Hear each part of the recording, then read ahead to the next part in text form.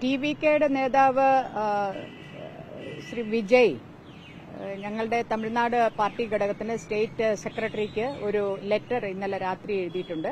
വിജയ് തന്നെ ഒപ്പിട്ട അവരുടെ ലെറ്റർ ഹെഡിലുള്ള ഒരു ലെറ്ററാണ്. അതിൽ പിന്തുണ ആവശ്യപ്പെട്ടിട്ടുണ്ട്. CPIയുടെ പിന്തുണ ഗവൺമെന്റ് രൂപീകരണത്തിന് വേണ്ടി ആവശ്യപ്പെട്ടിട്ടുണ്ട്.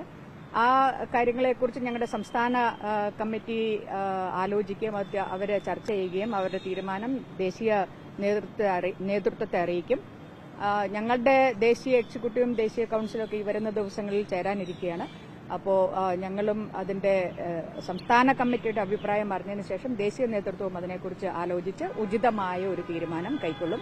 ഇപ്പോൾ പറയാനുള്ളത് TVKയുടെ അധ്യക്ഷൻ വിജയ് CPI സംസ്ഥാന കൌൺസിലിന്, തമിഴ്നാട് സംസ്ഥാന കൗൺസിലിന് പിന്തുണ ആവശ്യപ്പെട്ടുകൊണ്ടുള്ള ഒരു കത്തയച്ചിരിക്കുന്നു എന്നുള്ളതാണ്.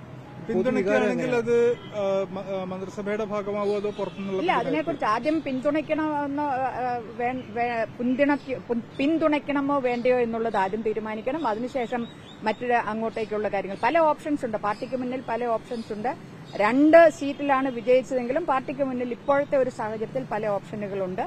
ആ ഓപ്ഷനുകളെ കുറിച്ച് വിശദമായി പരിശോധിച്ച ശേഷം പാർട്ടി ഉചിതമായ തീരുമാനം കൈക്കൊള്ളും. ഒരു പൊതുവായിട്ട് ഉയർന്നിട്ടുള്ള വികാരം എന്താണ്? ഇത്തരത്തിൽ ഇപ്പോൾ രാഹുൽ ഗാന്ധിയും കോൺഗ്രസും ഇന്ത്യ സഖ്യത്തിന്റെ ഭാഗമായിട്ടാണ് CPI നിൽക്കുന്നത്.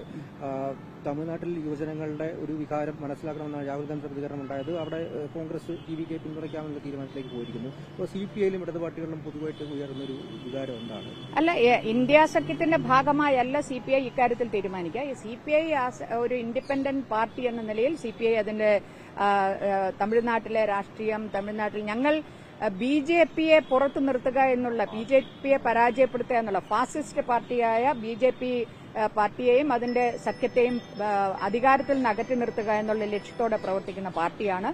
അപ്പൊ തമിഴ്നാട്ടിൽ അത്തരമൊരു സാഹചര്യം ഉരുത്തിരിയരുത് എന്ന് CPI ആഗ്രഹിക്കുന്നുണ്ട്. CPIയുടെ നിലപാടാണ്, രാഷ്ട്രീയ നിലപാട് അതാണ്.